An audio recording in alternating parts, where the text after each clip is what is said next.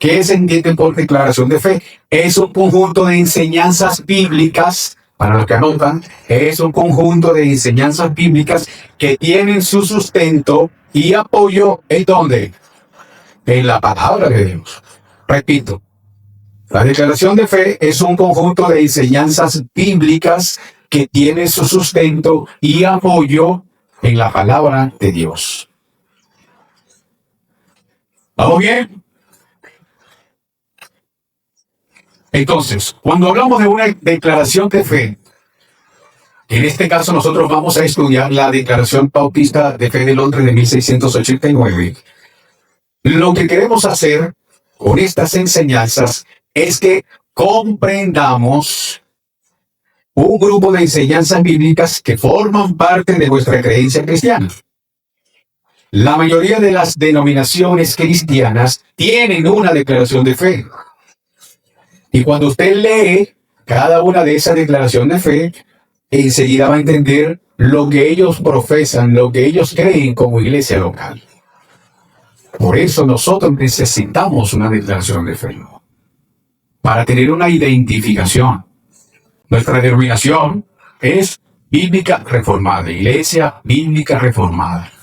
Algunos de ustedes en anterioridad, que se estuvo congregando en otra iglesia, le dieron a conocer a usted una declaración de lo que esa iglesia cree. Ninguno, ¿verdad? Bueno, a mí tampoco. Yo no sé. ¿Dice ya, Víctor, sí? Bueno, muy bien. Qué bueno, uno por lo menos. A mí nunca me lo enseñaron. Yo no sé si fue por desconocimiento o porque no le interesaba a los líderes de esa iglesia que conociéramos en que creían realmente, cuál era la fe que profesaban. O sea, no hacía mal, pero que son cristianos. Sí, ciertamente son cristianos. Pero cuando conozcamos lo que yo voy a presentar aquí hoy, entonces, vamos a ver cosas sorprendentes. Conmigo no lo hicieron. Yo no sé si lo hicieron por una causa que no lo sabían o no les interesaba que lo supiera, o ambas. Yo no lo sé.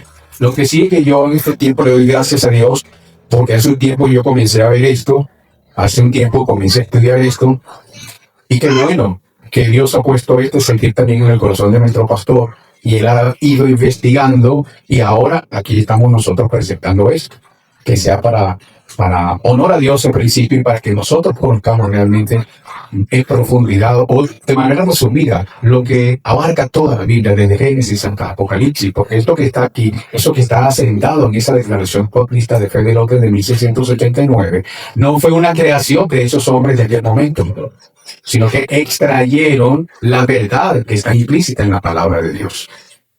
Entonces las confesiones de fe eran documentos bíblicos. Y por muchos años en la historia de la iglesia se le enseñaba a la congregación, incluyendo a los niños.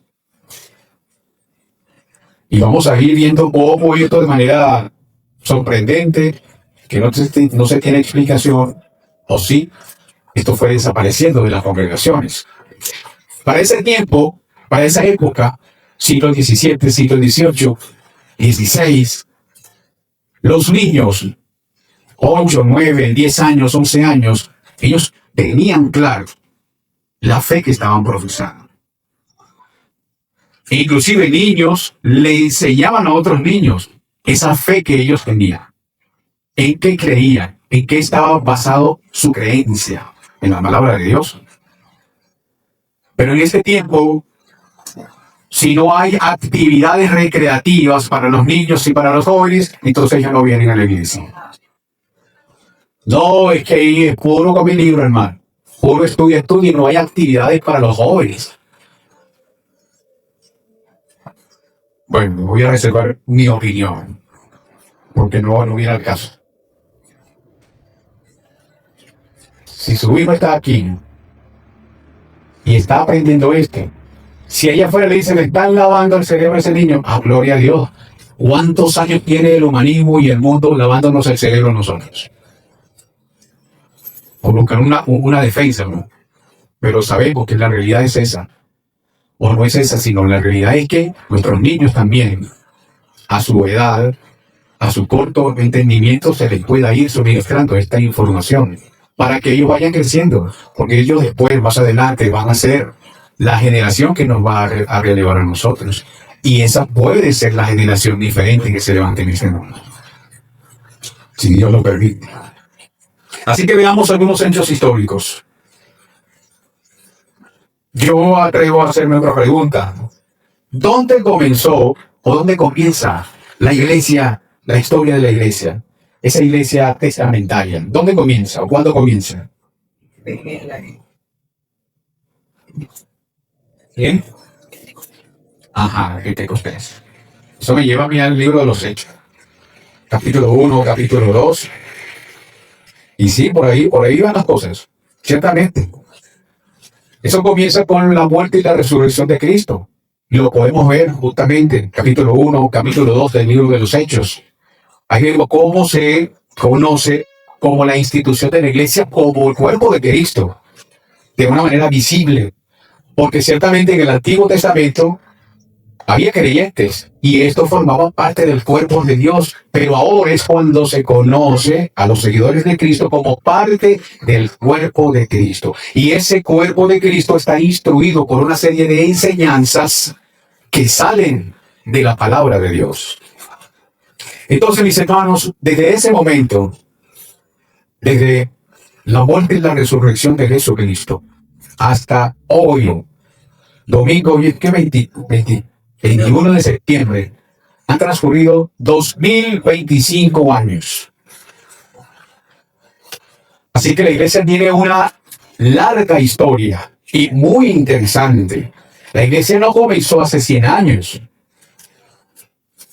hace 2025 años. Y ha ocurrido de todo, mis hermanos. Enfrentamientos, luchas, asesinatos, persecuciones. Ha sido una historia muy interesante, muy emocionante, una historia trascendental. Ha pasado de todo, mis hermanos, con la fe cristiana. Batallas espirituales, luchas, enfrentamientos doctrinales. ¿Para qué?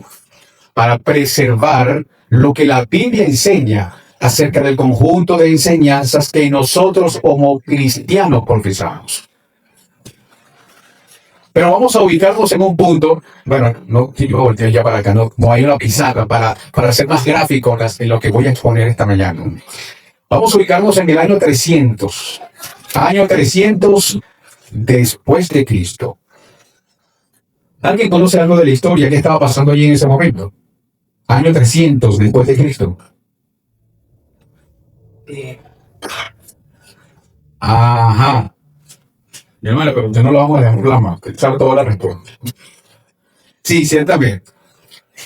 Porque el año 300 después de Cristo, ya Nerón ya había pasado el momento de Nerón. Recuerden que Nerón le dio una locura por quemar cristianos, quemar los vivos, y encendió la ciudad con los cuerpos de los cristianos que estaban siendo quemados. Pero fíjense ustedes que ese año 300 después de Cristo, el Imperio Romano instituye el cristianismo como la religión oficial del Imperio Romano. Pero ojo, esto no era, ¿cómo decirlo? No es un imperio cristiano realmente, es un imperio pagano. ¿Y pagano por qué? Porque estaba bajo el liderazgo de Constantino. ¿Ok? ¿Qué fue lo que ocurrió con Constantino? En un momento determinado él tuvo una visión. Y en esa visión, él vio una cruz en el cielo. Y aunado a ello que vio esa visión, que vio esa cruz en el cielo, escuchó una voz que le dijo, con esa cruz tendrás la victoria. Y esa era la cruz, la señal con la cual se identifica el cristiano. Así que él instituyó, como era el emperador, bueno, ustedes en Roma ahora es cristiano. Y comienza, por un lado fue bueno porque a los cristianos que estaban siendo perseguidos, bueno, tuvieron la oportunidad de profesar su fe de manera libre, tranquila. Y el que no era cristiano, se le comenzó a obligar a que fuera cristiano. Así que los templos que tenían, que eran templos paganos, fueron quitados a esa gente y se los estaban dando a los cristianos. Y los que se oponían, bueno, los destruían. Pero ahí comenzaba la lucha cristiana. Entonces los cristianos verdaderos comenzaron a congregarse de manera visible, ya no tenían que esconderse. Y sabemos que entonces la historia, para resumirla, recuerden que estoy resumiendo aquí cosas. Constantino hizo esto no porque tenía fe y porque creyó y se convirtió, simplemente lo hizo por interés político. Por eso lo hizo.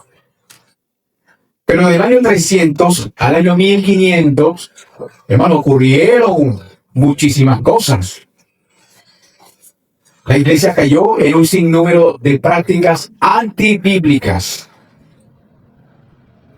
Una gran cantidad de años en que la iglesia estaba desasistida desde el punto de vista informativo, pudiéramos llamarla, no tenía acceso a la Biblia, de tal manera que se vivió muchos años, 1000 años aproximadamente, de oscurantismo.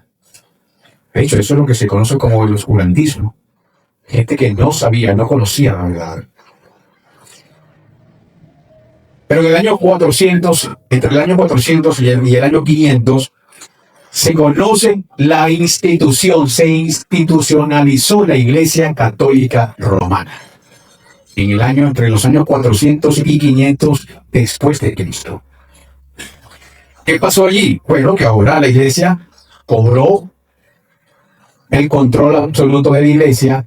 Ahora la Iglesia tiene poder, ahora la Iglesia tiene fuerza, ahora la Iglesia tiene decisión sobre todo lo que tiene que ver con la Iglesia. Entonces se instituyó como la Iglesia Católica, Apostólica y Romana. Pero ¿qué pasó con esta gente? Ellos comenzaron a desarrollar creencias, comenzaron a crear dogmas, prácticas, y comenzaron a alejarse de la creencia que profesaban y creían los cristianos primitivos desde la institución de la Iglesia. Así que, como ya les dije, hubo aproximadamente un periodo de 1000 años donde hubo esa oscuridad espiritual. La gente no tenía acceso a las Escrituras, era prohibido conocieran las verdades bíblicas. Solamente los líderes de la Iglesia y los líderes políticos tenían acceso a ellos. Así que si nosotros no tenemos conocimiento de ella, pues es fácil que nos engañen. Es fácil que, como decía mi abuelito, nos metan gato por liebre. Y es fácil conducir a una persona que tiene desconocimiento, que sea ignorante en el tema. Así que si no pueden conocer la verdad, es fácil dominarlos, engañarlos, sin conocer que lo que la Escritura establece, la persona no puede corroborar lo que realmente el sacerdote, el pastor, el líder está diciendo. Si no se tiene conocimiento de ello. No se sabe si el que está de este lado aquí está diciendo verdad o mentira, porque como el resto de la gente no sabe, yo creo en lo que desde aquí se está diciendo. Así que en el año 1400, recuerden que estoy resumiendo esta larga historia, en el año 1400, ciertos hombres comenzaron a inquietarse y a pensar en que algo había que hacer. O siempre hubo hombres interesados en, digamos, oponerse a lo que se estaba enseñando. Pero evidentemente tenían miedo y quizás no era el momento. Dios tenía preparado otro camino en otro tiempo. Y justamente en el año 1400, ciertos hombres de la Iglesia Católica, porque no salieron de otro lado, salieron de la Iglesia Católica, comenzaron a hacerle frente a los líderes de la Iglesia. Llámese el Papa y al séquito que acompañaba al Papa. Y es cuando deciden hacer cuestionamientos y cuestionamientos públicos sobre las enseñanzas y prácticas que la Iglesia estaba cometiendo y atentaba contra el Evangelio y contra la verdad bíblica. Estos hombres fueron conocidos como Pedro Baldo, como Girolamo Savonarola, John Wycliffe y John Huss. Repito, Pedro Baldo, Girolamo Savonarola, John Wycliffe y John Huss. Estos 4 hombres valientes, a ellos se les conoce como los pre-reformadores. Ellos no estaban haciendo, de hecho, no hicieron nada antibíblico, como fueron cuestionados en su momento. Como fueron cuestionados los que posteriormente llegaron y se conoce como la Reforma. Ellos en ningún momento quisieron hacer algo en contra de la Biblia, en contra de la palabra de Dios.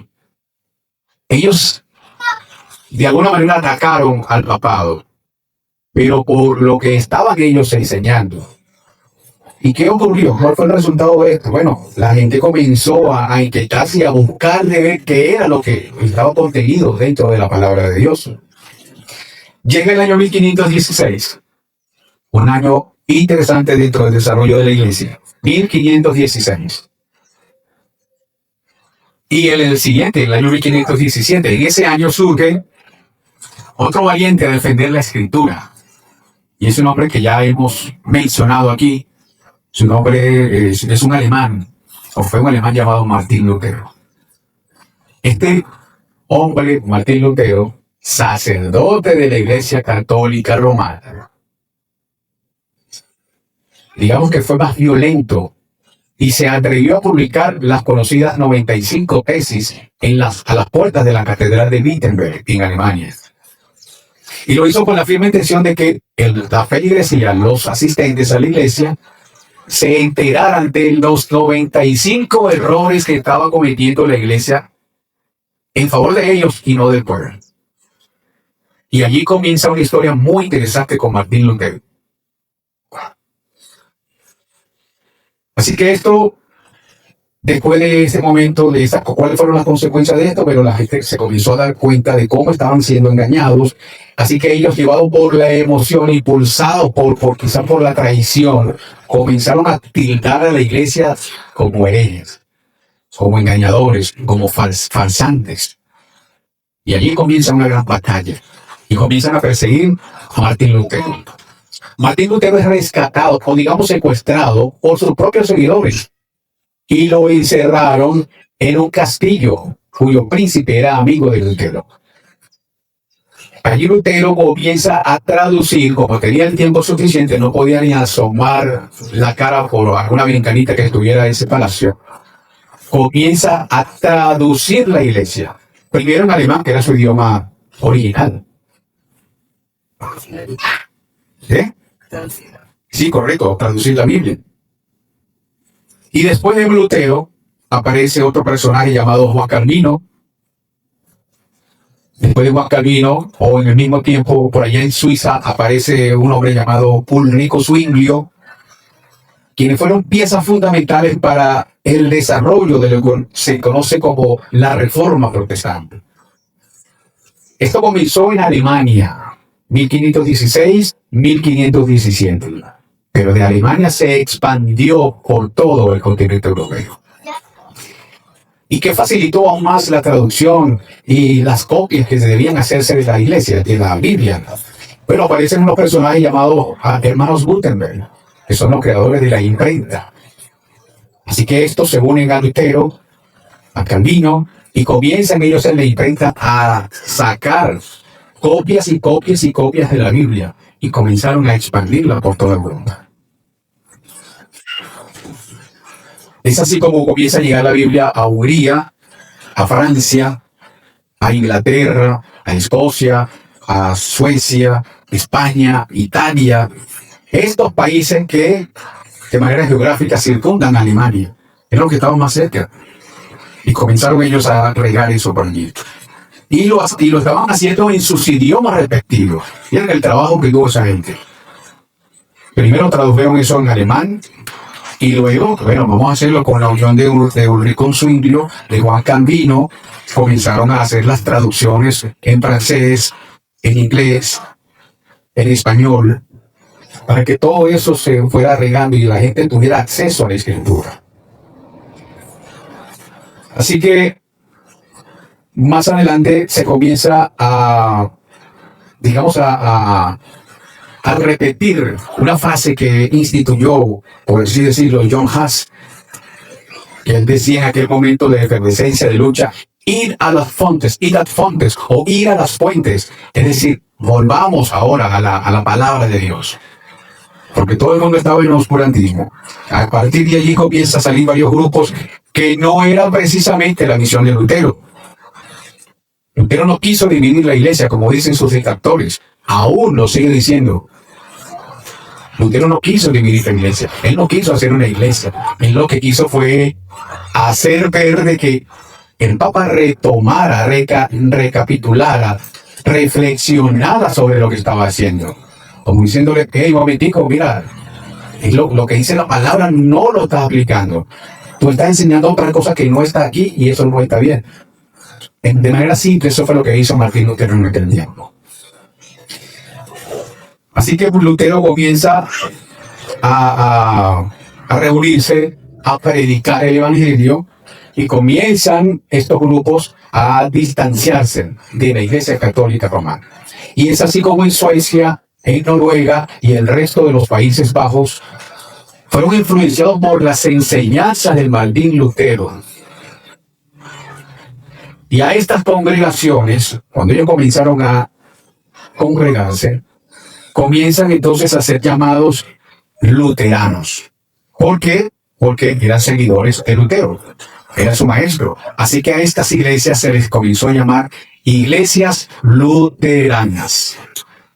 Para los que anotan, ahí tienen una clave. Anote, porque el próximo domingo vamos a hacer examen. Lápiz y papel, como decía mi profesor de historia. Comienza esa denominación que hoy conocemos como denominación luteranos. Ahora, ¿por qué se dice reforma protestante? Pregunta, hasta aquí. Hago otra pregunta para cualquiera que quiera responderme. ¿Por qué se dice reforma protestante? No, para uno solo, por favor. Ajá, exactamente.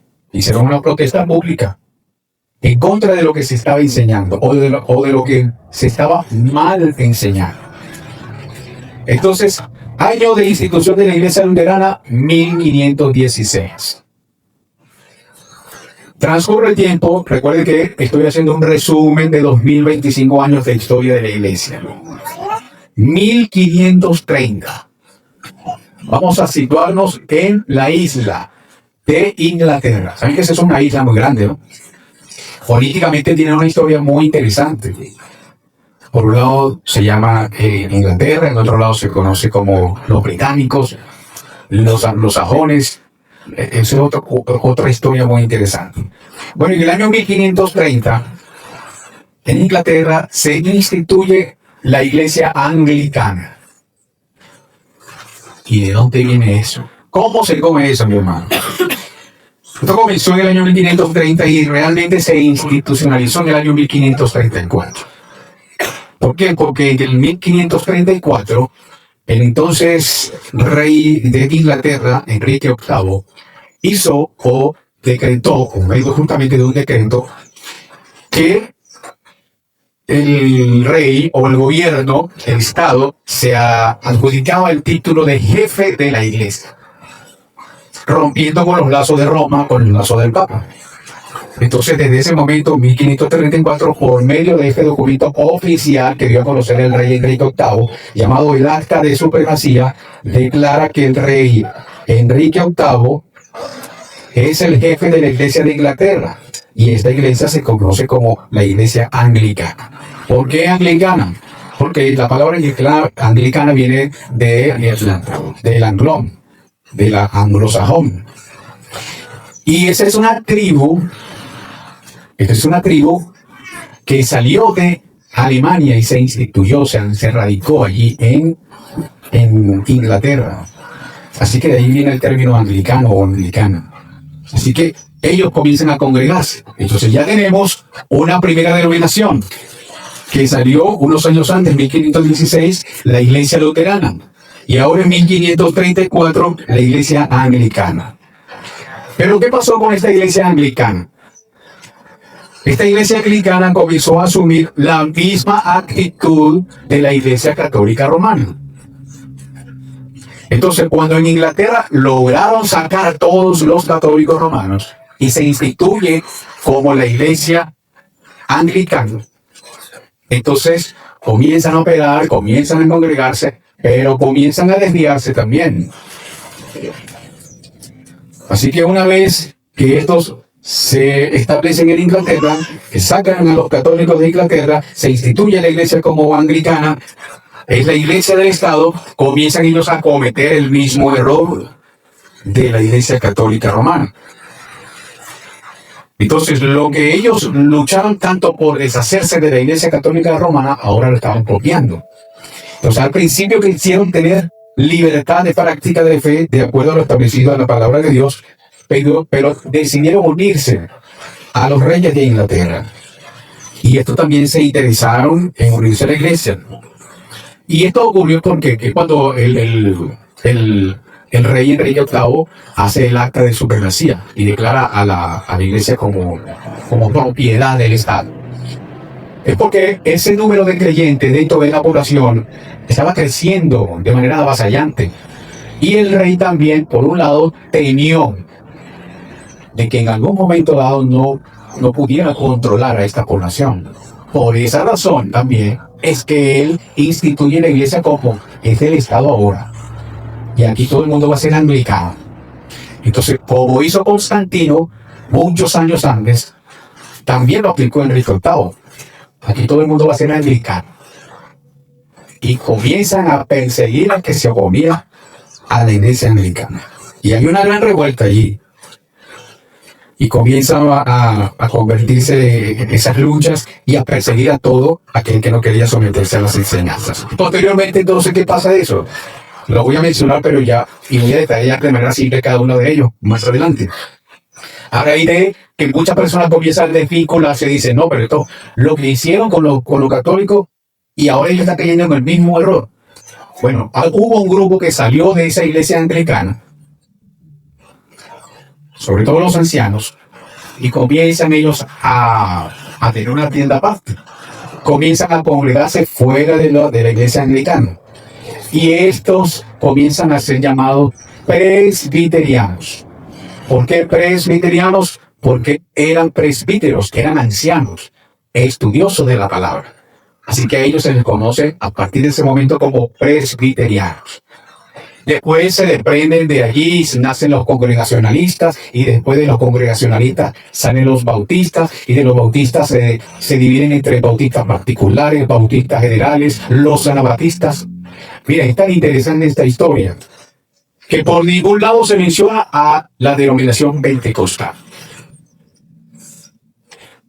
El pentecostalismo nació ayer y compareció con la historia de la iglesia. Pero como dice mi abuelito, ya vamos allá. Entonces, ¿qué ocurrió en el año 1530?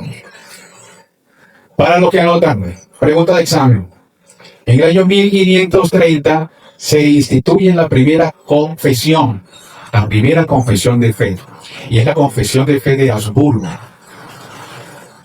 Fue la confesión justamente de la iglesia luterana, que fue escrita en latín y en alemán, porque eran los idiomas que prevalecían entre los alemanes y de las ciudades que estaban allí en Alemania. Y esto se lleva a cabo por medio de una asamblea. Esa asamblea fue conocida como la Dieta de Habsburgo. La Dieta es una denominación que se refiere a cuando líderes y reyes de una nación se reunían para discutir temas políticos y temas eclesiásticos. Así que esta fue una asamblea del Sacro Imperio Romano Germánico convocada por el entonces emperador Carlos V en el año 1530. ¿Con qué intención hizo esto? Para intentar calmar las crecientes tensiones religiosas de la Reforma Protestante. Así que en ella, los príncipes y ciudades luteranas presentaron la Confesión de Habsburgo, un documento que fue preparado por Philip Melanchthon, que resumía las creencias del luteranismo. Y el objetivo de esta confesión, ¿cuál era? Era restaurar una unidad religiosa y política para enfrentar la invasión turca. Porque desde el punto de vista político, Inglaterra estaba siendo asediada por los turcos. Estos querían la isla de Inglaterra. Así que el rey en ese momento, el rey de Inglaterra, no la tenía fácil. Fuera de Inglaterra, tenía algo que se estaba gestando en contra de ellos. Y dentro de Inglaterra, entonces el rey había instituido la iglesia anglicana, pero tenía entonces en contra a los luteranos que se habían venido también a Inglaterra. Había también ya los grupos presbiterianos. Así que ese rey no las tenía fácil desde el punto de vista político y religioso. Entonces en el año 1566, nace otra o se instituye, se oficializa otra confesión, la confesión helvética. Y se da a conocer en Polonia, en Hungría, en Francia y Escocia. ¿Estamos bien hasta aquí? ¿Sí o no? La confesión helvética, con H, helvética. Le dije a mis hermanos al principio que esto era como una clase de historia. Y estoy aquí resumiendo, hice un esfuerzo por resumir 2025 años de la historia de la iglesia con cosas puntuales para que ustedes tengan allí luces, guía, para que ustedes también en su momento investiguen. No se queden con esto, investiguen. Y no para que me dé la razón a mí, sino para que usted tenga mayor conocimiento y pueda ver inclusive algún error que yo pudiera estar cometiendo aquí. Y pueda, con mucho cariño, llamarme en algún momento y decirle, hermano, mira, tal día usted hizo esto, mira, yo vi la historia, esto. Esa es la intención, no se quede con él. Muy bien, entonces este grupo de iglesias reformadas, recuerde, estaba sucediendo acontecimiento político, los turcos querían invadir Inglaterra, en Inglaterra había este revolú aquí entre estas denominaciones cristianas. Este grupo de iglesias reformadas envía una carta al rey Felipe declarando obediencia a él. ¿Por qué razón? Y estoy hablando de los luteranos, de los congregacionalistas y de los bautistas. Esto le envían una carta al rey, porque el rey, recuerden, institucionalizó la iglesia y dijo, ahora la iglesia del Estado de Inglaterra es anglicana. Y el que no era anglicano, pues era perseguido. Y esta gente decía, ok, estamos aquí en Inglaterra, no podemos salir, tenemos que quedarnos aquí, pero vamos a ver cómo conciliamos. Si le envían una carta al rey, le dicen, mira, nosotros queremos someternos a tu obediencia. Vamos a obedecerte políticamente. Pero esta declaración de fe que nosotros tenemos, que es la iglesia, la confesión de fe de Habsburgo y la confesión helvética, demuestra la fe pública de lo que nosotros creemos. Así que si tú nos vas a obligar, preferimos poner nuestras espaldas para que nos den latigazos. Preferimos poner nuestra lengua para que tú nos las cortes. Preferimos poner nuestra boca para que nos amordaces. Preferimos poner nuestro cuerpo para que tú nos quemes. Pero no vamos a obedecer sino solamente lo que está establecido en la palabra de Dios. Vaya compromiso que había en aquella época. Y aquí nosotros estamos reyes. Y tenemos pereza de estudiar la palabra de Dios. Bueno, mis hermanos, año 1618, 1619. Aparecen los cánones de Dort. Y quiero también decirles un detalle, que esta confesión, tanto la confesión helvética como la confesión de Habsburgo, tenían en su teología, en su contexto teológico, tenían digamos, un acercamiento con lo que ya había dado a conocer Calvino, que hicieron énfasis en la salvación solo por la gracia de Dios. Era uno de sus puntos establecidos en esas confesiones. Entonces, ¿qué ocurrió aquí en los cánones de Dort? El canon de Dort es una decisión del sínodo de Dort sobre 5 puntos principales de la doctrina en disputa en los Países Bajos. Así que presentan allí el grupo que seguía la corriente calvinista y ellos defendieron allí los 5 puntos que ya lo vimos nosotros aquí: la depravación total del ser humano, la elección incondicional, la expiación limitada, la gracia irresistible y la que culminamos el domingo pasado, la perseverancia de los santos. El grupo calvinista presenta allí estos puntos en defensa. Contrario a ellos aparece un grupo que eran los seguidores de otro hombre que tuvo un destacado accionar dentro de la Reforma protestante, pero con un tinte negativo, Jacobo Arminiano. Entonces estos se conocieron como los arminianos. Estos defendían que el hombre tenía libre albedrío, que el hombre tenía elección condicional, que su expiación era ilimitada, que la gracia es resistible y que ellos tenían el derecho de aceptar, que el ser humano tiene el derecho de aceptar con la decisión de aceptar en qué momento acepta a Cristo o no, o no. Y si lo acepta de pronto mañana, ya no quiero ser más cristiano, yo lo rechazo. Así que estos argumentos se presentaron entre el año 1618 y 1619. Un año de discusiones teológicas, de argumentos por aquí y argumentos por allá. Y al final la decisión es que este grupo arminiano fue señalado en primer lugar como herejes y en segundo lugar fueron expulsados fuera de la tierra de Dios. Así que toda esta gente está luchando aquí con estas luchas teológicas. Y en el año 1646 aparece otra confesión, la Confesión de Westminster. La Confesión de Westminster. ¿Qué ocurrió aquí? Bueno, miembros de la Iglesia Anglicana se dan cuenta que la Iglesia está tomando una posición muy parecida a la Iglesia Católica. Está tomando poder, quiere controlar todo lo que la gente cree y piensa. Entonces este grupo de creyentes se reúne y convoca a una gente instruida para discutir aquí en la abadía de Westminster, que es una de las salas del gobierno del Parlamento inglés. ¿Y con qué intención? Bueno, para pronunciarse sobre aspectos de la adoración, de la doctrina, de la forma de gobierno, de la disciplina de la Iglesia en Inglaterra. Y todo esto comienza a ocurrir en contra de la voluntad del rey de Inglaterra. Y esto comenzó a traer discusiones que duró 5 años para declarar al final lo que se conoce como la Confesión de Westminster. Se le llama Westminster porque fue allí, en el Palacio de Westminster, en Inglaterra.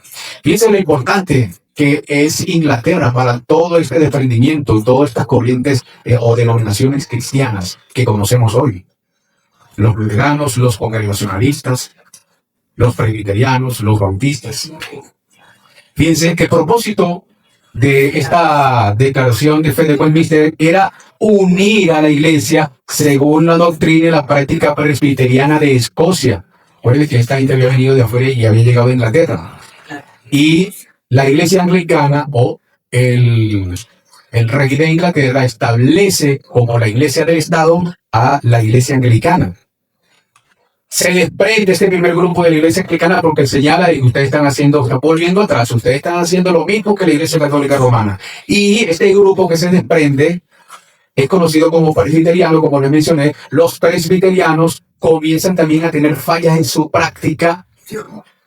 Y entonces hubo un grupo de gente y le dice, pero bueno, la palabra de Dios establece una cosa y ¿por qué tú bautizas infantes? Si no tienen conciencia de lo que están haciendo. Así que este grupo, como no está de acuerdo, se separa de allí, de los presbiterianos. Y a este grupo, aparte que comienzan a reunirse y a predicar la palabra de Dios, comienzan a llamarlos congregacionalistas. ¿Y por qué congregacionalistas? Bueno, porque una de las cosas que lo diferenciaban era que ellos señalaban y decían, en la Iglesia Católica Romana quien toma la decisión total de la cosa es el Papa. Los presbiterianos, bueno, era el grupito de ancianos. Y estos congregacionalistas deciden y dicen, bueno, no, aquí todos los que somos miembros de esta congregación somos los que vamos a tomar las decisiones. Buenas o malas. Uno que se pare y diga no estoy de acuerdo, entonces no se podía tomar decisión. Había que esperar. Vamos a escuchar a este hermano porque dice que no, porque se opone. Y había que escucharlo. Y si el resto estaba de acuerdo, pues, entraban en consenso. Si no, se postergaba y otra decisión. Estoy hablando en cuanto a las decisiones que ellos debían tomar. Por eso se llamaron congregacionalistas. Pero estos también comienzan a incurrir en algunos errores. Y de los congregacionalistas se desprende otro grupo y son los llamados bautistas. Entonces estos bautistas tenían como norte dos cosas: los sacramentos, el bautismo y la Santa Cena o la Cena del Señor, y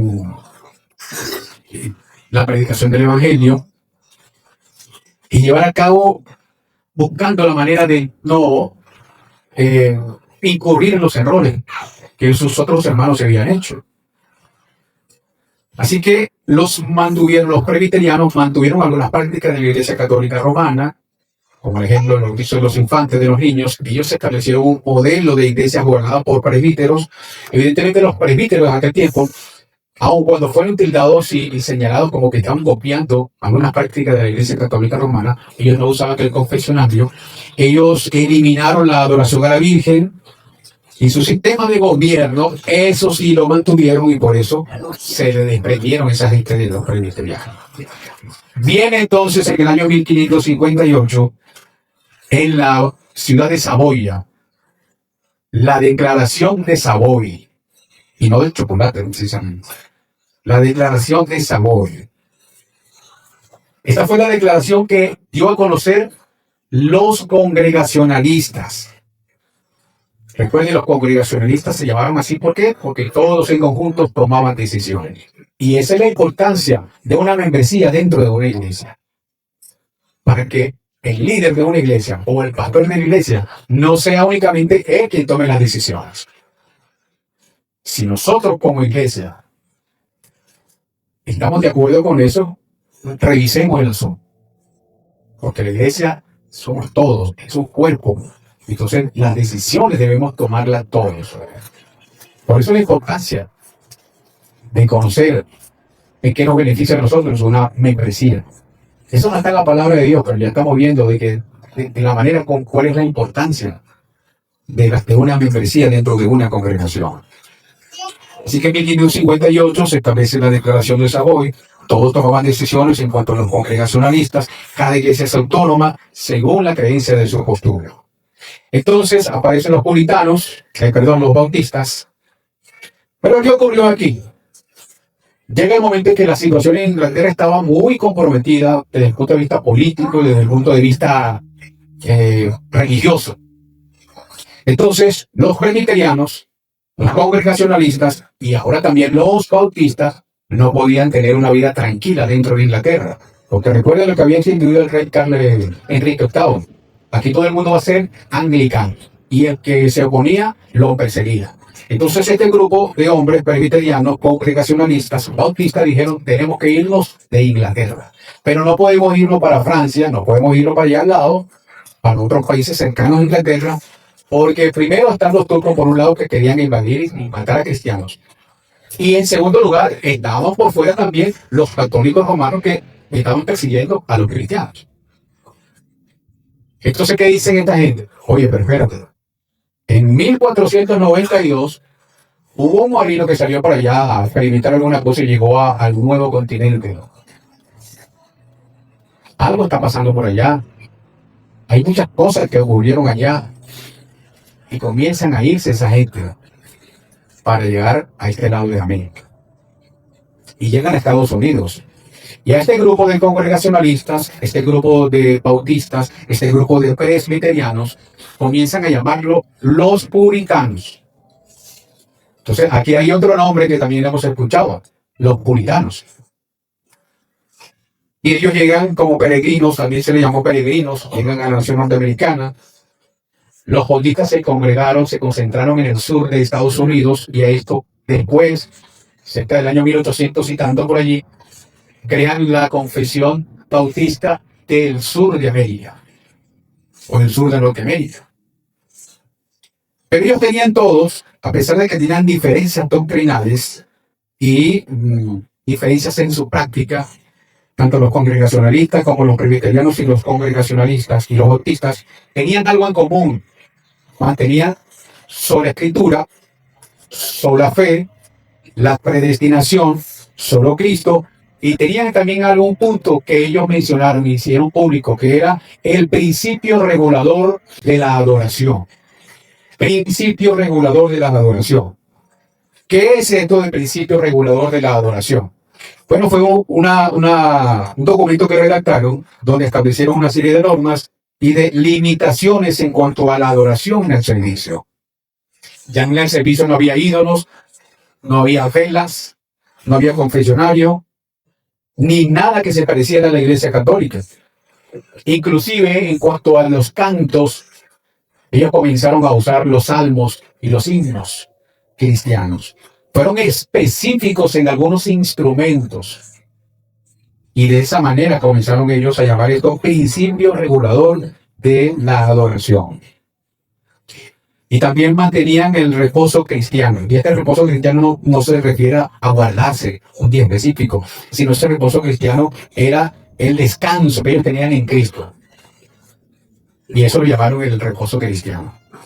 Así que congregacionalistas y bautistas coinciden en que la toma de decisiones se somete a la consideración de todos los miembros de la iglesia y decisiones que estaban basadas en la palabra de Dios. Entonces, la declaración de Savoy es una confesión de fe de los congregacionalistas. Su título completo es una declaración de la fe en el orden reconocido y practicado en las iglesias congregacionalistas de Inglaterra. Fue redactada en octubre de 1658 por independientes ingleses y congregacionalistas reunidos en el Hospital de Savoy de Londres. Allí estuvieron presentes más de 100 iglesias. Hombres como Thomas Goodwin, quien era un teólogo y fue uno de los principales escritores de la Confesión de Fe de Westminster, y John Owen, un destacado teólogo y escritor. Fueron ellos los líderes de un comité de 6 teólogos quienes fueron designados para redactar esta confesión. Aparece entonces el punto que nos atañe. La Confesión Bautista de Londres de 1689, que fue elaborada por 7 iglesias, por miembros de 7 iglesias bautistas en Londres. Es una confesión de fe bautista particular que se originó en Inglaterra, que fue publicada en el año 1677 y su primera parte fue reorganizada, ajustada y declarada formalmente en el año 1689 por la primera Asamblea General de Bautistas Particulares. El objetivo de esta confesión era diferenciarse de otro grupo llamados los anabaptistas y de los bautistas generales. Entonces, ¿quiénes eran los bautistas generales? Los que seguían la corriente arminiana. ¿Y quiénes fueron llamados bautistas particulares? Los que seguían la corriente de Juan Calvino. Eran llamados calvinistas. Así que, aunque nosotros, que no tenemos necesidad de decir soy calvinista o soy arminiano, simplemente somos cristianos, pero nuestra accionar, nuestra manera de comportarnos como cristianos, dan fe de que, seguimos esa corriente calvinista, pero no es porque Calvino tuvo una revelación y se inventó esas cosas y dijo que así, en esto era lo que había que creer. Calvino lo que hizo fue sacar con juntas, con pinceles, lo que está establecido en la palabra de Dios, para resumir y dar cuenta de que el hombre, si no es salvo, mientras no sea salvo, mientras no conozca a Dios, está en un estado de perdición total. Por eso su primer punto es la depravación total de la humanidad o del hombre. Este grupo de cristianos bautistas redactan esta confesión de fe para diferenciarse de los anabatistas, que era un grupo muy radical y fueron llamados arminianos. Inclusive, los anabatistas estaban esparcidos por muchos lugares y había sectas que se identificaban con este grupo de anabatistas, porque los anabatistas también tenían sueños, tenían revelaciones, tenían un don especial de Dios que les decía a ellos qué era lo que iba a ocurrir. Y todas este tipo de prácticas fueron rechazadas.